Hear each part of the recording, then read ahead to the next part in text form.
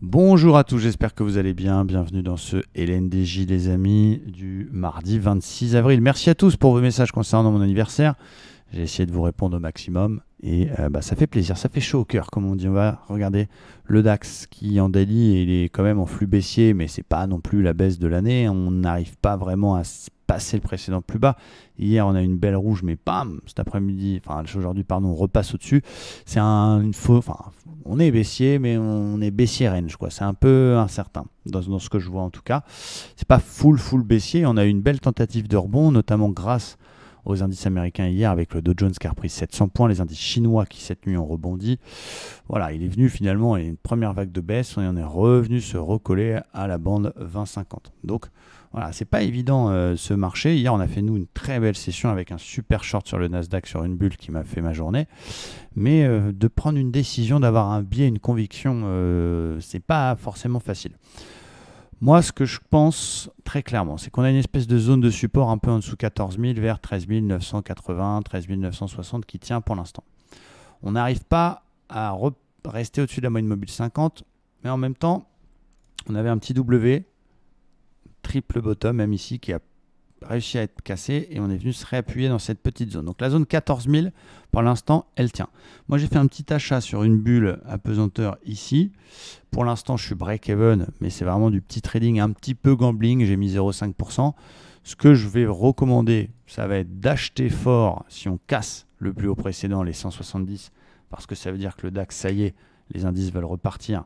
Et donc, il faut, si vous êtes déjà dedans, renforcer si on casse là-haut ou se permettre un petit achat si on pète les 38% de Fibo et les 170 pour aller chercher 50 voire 61,8.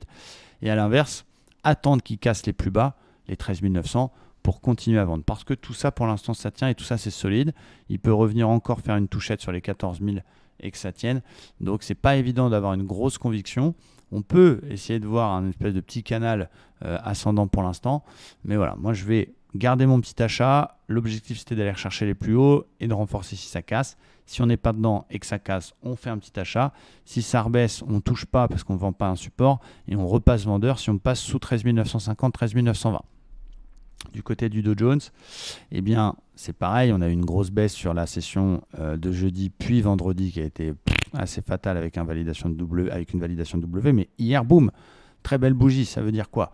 Ça veut dire qu'on a ouvert en gap baissier, on a fait un nouveau plus bas et finalement les acheteurs ont tout sauvé. Donc cette bougie, elle est intéressante, elle nous parle.